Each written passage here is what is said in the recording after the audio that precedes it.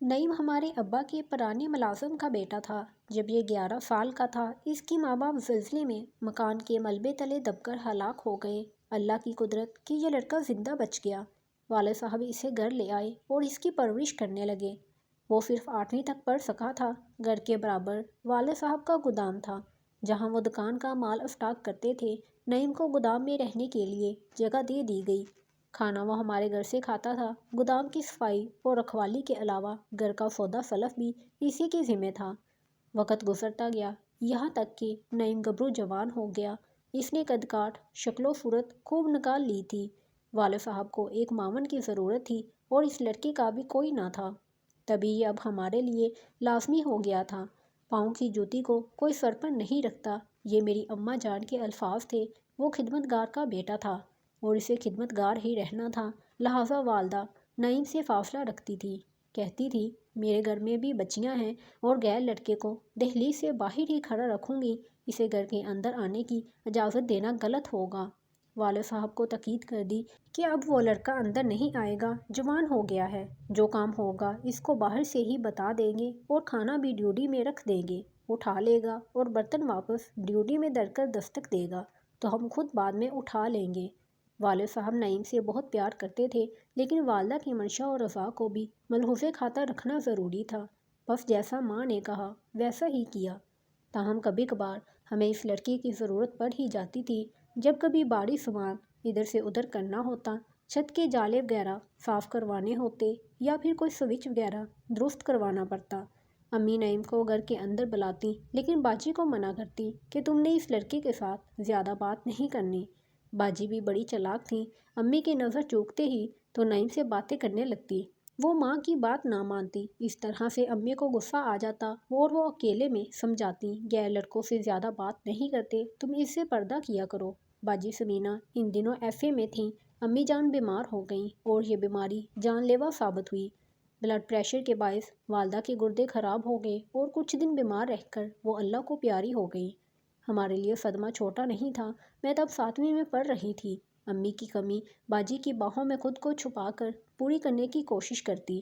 وہ بھی سمجھدار تھی، مجھے بہت پیار کرتی، یوں بڑی بہن کے شانے سے لگ کر غم آدھا رہ جاتا۔ ایف اے کے پیپرز دینے کے بعد میری یہ بہن گھر بیٹھ گئی۔ بہن بھائی سنبھالنے کی خاطر قربانی دی تو ہم بھی اپنی بہن پر انحصار کرنے لگے اور ان کو بڑا سمجھنے لگے۔ وہ کھانا پکاتی، ہمارے کپڑے دھو کر استری کرتی اور ہمیں تیار کر کے اسکول بھیجتی۔ اپنے والد کی بھی خدمت کرتی، لگتا تھا کہ ماں کا خلا باجی کے پیار نے پر کر دیا ہے، ورنہ تو شاید ہمیں والدہ کی محرومی ختم ہی کر دیتی۔ 8ویں میں ہوش سنبھال لیا تو اپنی ہی اس محسن بہن کو کسی اور کھیل میں الجھا ہوا پایا۔ والد صبح کام پر نکل جاتے اور رات گئے لوٹتے اور آسیہ اسکول جاتی، ہمارا بھائی بھی پڑھنے چلا جاتا۔ گھر پر باجی اکیلی ہوتی تھی تو وہ چھت سے گودام میں جا کر نعیم کو آواز لگا کر گھر کے اندر بلا لیتی کسی کام کے بہانے سے، اور پھر تنہائی کی ان ملاقاتوں نے ایک نئے ناٹک کا روپ دھار لیا۔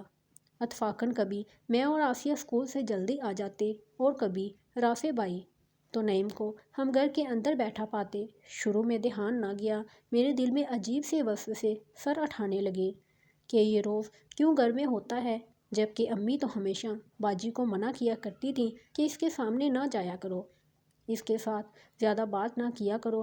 نعیم کا اس طرح ہر وقت موجود رہنا ہمیں ناگوار گزرنے لگا۔ کبھی کبھار تو ایسا ہوتا کہ جب ہم اسکول سے واپس آتے تو باجی اور نعیم ایک ہی کمرے میں بند ہوتے۔ دروازے پر دستک دینے سے باجی باہر آتی اور آ کر صرف یہی کہتی کہ میں تو نعیم سے کمرے کے جالے صاف کروا رہی تھی، جب ہم ناسمجھ تھے، کسی بات کو خیال میں نہ لاتے تھے۔ جو عقل آتی گئی، نعیم کو باجی کے ساتھ بے تکلفی سے گفتگو کرنا پا کر دم گھٹتا ہوا محسوس ہونے لگا۔ ہم جانتے تھے کہ وہ رشتہ دار نہیں ہے، ہمارا ملازم ہے، کبھی امی ابو نے اسے ہم لوگوں کے درمیان گھلنے ملنے نہیں دیا تھا۔ نعیم کی حیثیت اس گھر میں صرف ایک نوکر کی سی تھی۔ بھائی ہم دونوں بہنوں سے چھوٹا تھا، میں ہی بڑی تھی، تب ہی زیادہ تفکر مجھی کو ہوا۔ ابا کی وجہ سے چپ تھی کہ ان کو دکھ نہ پہنچ جائے، لیکن باجی کے لچھن دیکھ کر دل جل کر خاک ہوا جاتا تھا۔ پہلے باجی ہمارا بہت خیال رکھتی تھی لیکن اب نعیم کی خاطر ہمیں بری طرح نظر انداز کرنے لگی تھی۔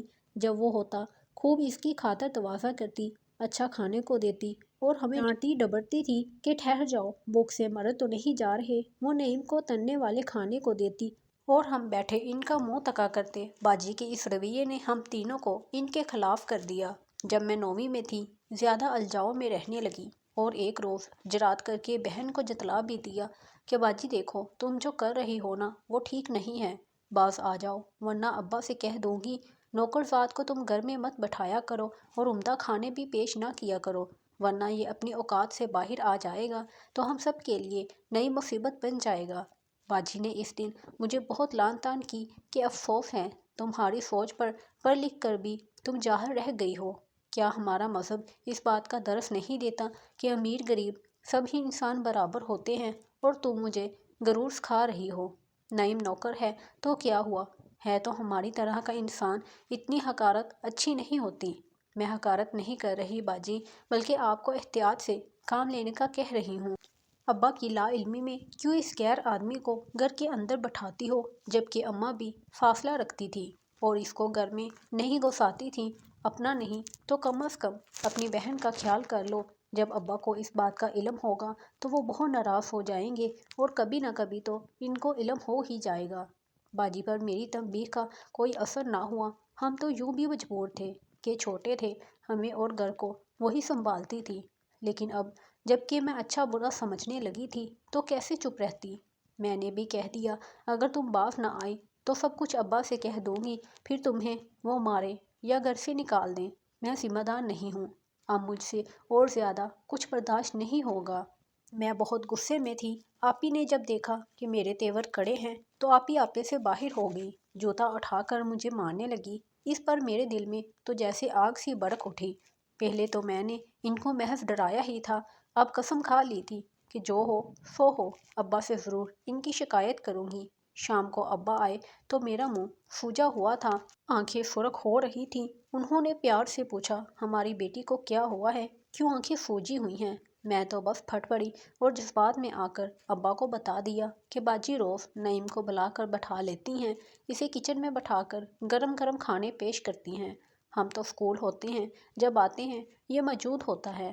یہی بات مجھے اچھی نہیں لگتی۔ اب نعیم جائے گا یا پھر میں اس گھر میں نہیں رہوں گی۔ کہنے کو تو یہ سب کہہ گئی، لیکن ابا کی طرف نہ دیکھا کہ وہ تو بس تراہ کر رہ گئے تھے۔ اسی وقت گھر سے نکل کر گودام کی طرف گئے۔ نعیم سے کہا کہ 1 منٹ میں یہاں سے دفع ہو جاؤ اور پھر کبھی اپنی شکل مت دکھانا، جس تھالی میں کھاتے ہو اسی میں چھید کرتے ہو۔ نہ جانے کیوں کر انہوں نے خود پر قابو پایا جو نعیم کو جانے دیا۔ اتنے غصے میں تھے کہ خود میں ڈر گئی تھی کہ کہیں اس کو مار نہ دیں۔ نعیم اسی وقت چلا گیا، خدا جانے کہاں۔ اب میں پچھتاتی کہ جلد بازی میں ابا کو بتا کر باجی کی بے قدری کرا دی تھی۔ جیسی بھی تھی ہمیں تو محبت دے رہی تھی، دیکھ بھال اور ہمارے سارے کام بھی کیا کرتی تھی، تعلیم ہماری خاطر چھوڑی، اتنی قربانی دی تاکہ ابا کہیں دوسری شادی کر کے ستیلی ماں نہ لا بٹھائیں۔ اب برے دنوں نے مجھے گھیرا، ابا کا بس نہ چلتا تھا، باجی کو کنویں میں دھکا دے دیتے اور وہ اٹھتے بیٹھتے مجھے کوستی کہ کمبخت بہن ہے یا ڈائن، مجھ سے میرے باپ کی شفقت اور محبت چھین لی ہے۔ ناگن میں تو ہر وقت تجھ پر نچھاور ہوا کرتی تھی اور تو نے مجھے یہ صلہ دیا ہے، مجھے باپ کی نظروں سے گرا دیا، میں تم سے اس بات کا بدلہ لے کے رہوں گی۔ نعیم سے باتیں ہی کرتی تھی نا، کبھی کوئی غلط حرکت کرتے تو نہیں دیکھا تھا نا، پھر اتنی سی بات کو بڑھا چڑھا کر ابا کے کان کیوں بھر دیے تم نے؟ میں بھی انسان ہوں، کہیں آتی جاتی نہیں، ہر وقت تم لوگوں کی سیوا کرتی رہتی ہوں۔ تنہائی سے اکتا کر نعیم سے 2 باتیں کیا کر لی، اتنا بڑا گناہ تھا کہ تو نے بیچارے یتیم سے رہنے کا ٹھکانہ بھی چھین لیا۔ اب نہ جانے وہ کہاں مارا مارا پھرتا ہوگا۔ باجی بہت غصے میں تھی۔ بہت گناہ ہوگا صبیحہ، دیکھ لینا تجھے تیرا بھی حال برا ہوگا اور تو بھی ایسے دربدر ہوگی کہ اس کی بددعا عمر بھر تیرا پیچھا کرے گی۔ یہ ظلم بہت مہنگا پڑے گا جو تو نے اس کے ساتھ کیا ہے۔ جوں جوں باجی مجھے کوستی میں پریشان و پیشمان ہوتی۔ نعیم تو پھر پلٹ کر نہ آیا اور نہ اس کا کچھ اتا پتہ رہا۔ میں نے روتے پیٹتے BA کر لیا، تب ہی ایک اچھا رشتہ آ گیا۔ ابا نے جھٹ پٹ میری شادی کر دی۔ باجی بیچاری ابھی تک قربانی کا بکرا بنی ہوئی تھی، چھوٹی بہن اور بھائی ابھی باقی تھے جن کی دیکھ بھال انہیں کرنی تھی۔ کچھ رشتہ داروں نے میرے والد کو صلاح دی اب تم دوسری شادی کر لو تاکہ گھر سنبھالنے والی آ جائے اور پھر تم سمینہ کی بھی شادی کر دینا۔ والد بھی چاہتے تھے کہ باجی سمینہ کی شادی کر دیں، لیکن کوئی اچھا رشتہ نہیں مل رہا تھا، اور وہ اسی کوشش میں تھے کہ ادھر بیٹی کے فرض سے سبق دوش ہوں تو پھر اپنی شادی کے بارے میں بھی سوچیں۔ انسان سوچتا کیا ہے اور ہوتا کیا ہے۔ کسی نے باجی کے لیے رشتہ بتایا، اور جس روز وہ لڑکا دیکھنے لاہور جا رہے تھے، پتوں کے قریب ان کا ایکسیڈنٹ ہو گیا، اور اس ایکسیڈنٹ میں ابا موقع پر ہی دم توڑ گئے، اور ہمیں تقدیر نے ایک اور زخم لگا دیا۔ میں تو اپنے گھر میں خوش اور آباد تھی، لیکن اب بڑا مسئلہ میری باجی سمینہ، چھوٹی بہن اور بھائی کا تھا، جو اکیلے نہیں رہ سکتے تھے۔ میرے شوہر عدنان بہت اچھے انسان تھے، وہ مجھے بے حد چاہتے تھے۔ جب انہیں اپنے بہن بھائیوں کی مجبوری بتائی، بولے کہ ان سب کو یہاں لے آؤ اور اپنے پاس رکھ لو۔ میں نے کہا کہ ایسا درست نہ ہوگا، میرے والد صاحب کا ذاتی مکان ہے، وہ اسی میں رہتے بھلے لگتے ہیں، مکان کو تالا لگ جائے گا اور لوگ بھی آپ کو یہی کہیں گے کہ بیوی کے رشتہ دار پال رہے ہو۔ بہتر یہ ہے کہ ہمیں کچھ عرصے ان کے پاس جا کر رہ لیتے ہیں، جب تک کوئی اچھا رشتہ باجی کے لیے نہیں مل جاتا کہ جس کو گرداماد بننے کی شرط قبول ہو۔ عدنان نے میری بات مان لی، اور ہم اپنے گھر سے والد صاحب کے گھر منتقل ہو گئے۔ والد صاحب نے کافی رقم باجی اور رافع کے نام کرائی ہوئی تھی، لہٰذا انہیں خرچے کی تنگی تو نہ تھی، لیکن تحفظ ضرور چاہیے تھا۔ باجی میرے اور عدنان کے ساتھ رہنے پر خوش تھیں کہ ان کو ڈر نہ لگتا تھا، اور بہت سے مسائل سے بچ گئے تھے۔ میرے بھائی اور بہنوں کا خیال رکھ رہے تھے۔ میں البتہ والد کے گھر آ کر کچھ بے آرام ضرور ہوئی تھی، کیونکہ میرا اپنا گھر آرام اور راحت کا گہوارہ تھا، جہاں نوکر چاکر سبھی سہولیات میسر تھیں۔ عدنان کی مجھ سے محبت دیکھ کر ہر کوئی مجھ پر رشک کرتا رہتا تھا۔ واہ رے واہ، قسمت، باجی کے لیے ابھی تک کوئی موزوں رشتہ نہ ملا، لیکن چھوٹی بہن نے ایف اے کر لیا تو اس کی شادی عدنان نے اپنی بہن کے بیٹے سے کروا دی۔ رافع نے بھی 8ویں پاس کر لی، اس کا سلیکشن آرمی کی اکیڈمی میں ہو گیا، وہ جہلم چلا گیا۔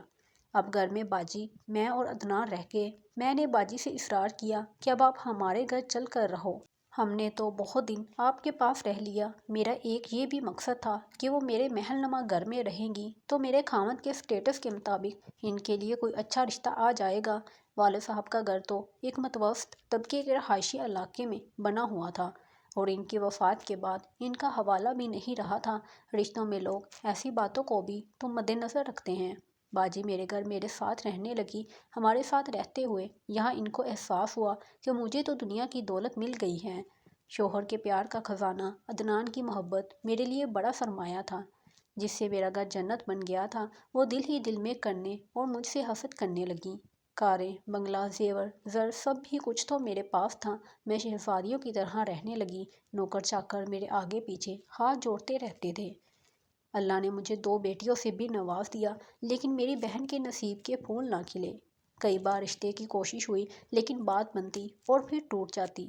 اللہ جانے کیا وجہ تھی۔ حالانکہ میں اور عدنان خلوصِ دل سے چاہتے تھے کہ باجی سمینہ آپ اپنے گھر کی ہو جائیں۔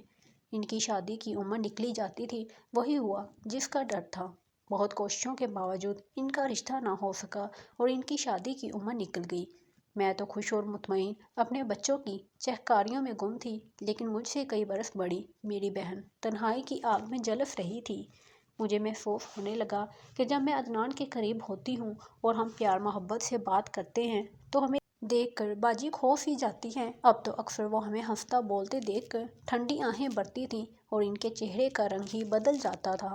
میں یہ بھی نوٹ کرنے لگی تھی کہ جب میں اور عدنان کمرے میں اکیلے بیٹھے پیار و محبت کی باتیں کر رہے ہوتے تھے تو باجی چوری چوری ہمارے کمرے میں جھانکتی اور بار بار ہمارے کمرے کے چکر لگاتی تھی۔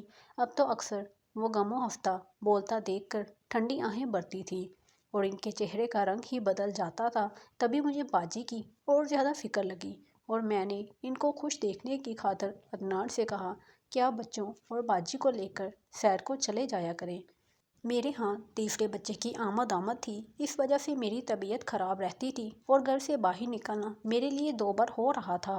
گرمیوں کی چھٹیاں تھیں۔ میں نے عدنان کو مجبور کیا کہ بچوں کو بڑی کی سیر کرا لائیں۔ میں نہیں جا سکتی تھی۔ باجی کو لے جائیں۔ انہوں نے بہت کہا کہ تمہارے بغیر سیر کا کیا لطف نہیں آئے گا۔ میں نہ مانی۔ دراصل میں باجی کو خوش دیکھنا چاہتی تھی، کیونکہ ان دنوں وہ بہت بجھی بجھی اور اداس سی رہتی تھی۔ بس اسی دن سے میری خوشیوں نے مجھ سے منہ موڑ لیا اور میری بربادی کا آغاز ہوا۔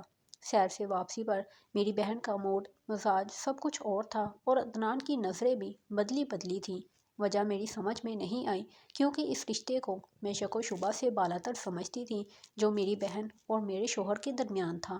عدنان ایسے پیار کرنے والے شوہر جس پر ایک بیوی پورا پورا بھروسہ کر سکتی تھی، جبکہ باجی نے تو مجھے بہت پیار دیا تھا۔ ماں کے گزر جانے کے بعد کی یاد کو اسی بہن کی محبت نے بڑھا تھا، لیکن آج یہ کیا کہ دونوں ہی مجھ سے نگاہیں ملاتے ہوئے شرما رہے تھے۔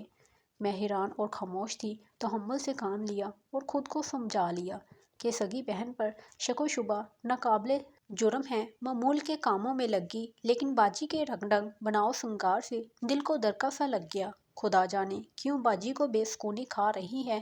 تیسرے بچے کی پیدائش کے دن میں ہسپتال میں تھی، جب گھر آئی تو یہ گھر میرا نہ رہا تھا۔ عدنان نے معافی مانگی اور کہا، تمہاری بہن کا قصور ہے، تمہاری بہن خود ہی میرے قریب آئی تھی۔ میں نے تو کبھی ایسا سوچا بھی نہ تھا، لیکن اب جو ہو چکا ہے اس کو بتائے بغیر میرے ضمیر کا بوجھ ہلکا نہ ہوگا اور بڑھتا جائے گا۔ انہوں نے جو کہا میں سن کر سناٹے میں رہ گئی۔ جس قدر ماتم کرتی کم تھا، کبھی بہن کی جانب تکتی تھی تو کبھی شوہر کی طرف دیکھتی تھی۔ دکھ تو یہ تھا کہ باجی کو اپنے افسوئی دکھ کوئی شرمندگی نہ تھی۔ دل عدنان کو دھتکارتا تھا، پھر بھی انہیں چھوڑنا نہیں چاہتی تھی کہ 3 بچوں کی زندگی کا سوال تھا، لیکن اخلاقی اعتبار سے اب مجھے ان کے نکاح میں نہیں رہنا تھا، کیونکہ اب میرا اپنے شوہر سے کوئی ناتا نہیں رہا تھا۔ وہ مجھے طلاق دے چکے تھے، مجھے ان کا گھر چھوڑنا ہی پڑا۔ انہوں نے مجھے طلاق دی اور مجھے اپنے والد کے گھر بھیج دیا۔ میں اپنے والد کے گھر آ گئی کہ جہاں عرصے سے تالا پڑا ہوا تھا، اور باجی نے عدنان سے نکاح کر کے میرا گھر سنبھال لیا، میری جنت پر حقدار بن گئی۔ انہیں میرے لوٹنے کا ذرا بھی ملال نہ تھا اور نہ میرے بچوں پر ان کو رحم آیا۔ میں دن رات یہی سوچ سوچ کر حیران ہوتی اور گلتی رہتی ہوں کہ اس قدر قریبی رشتوں کا بھی کوئی اعتبار نہیں۔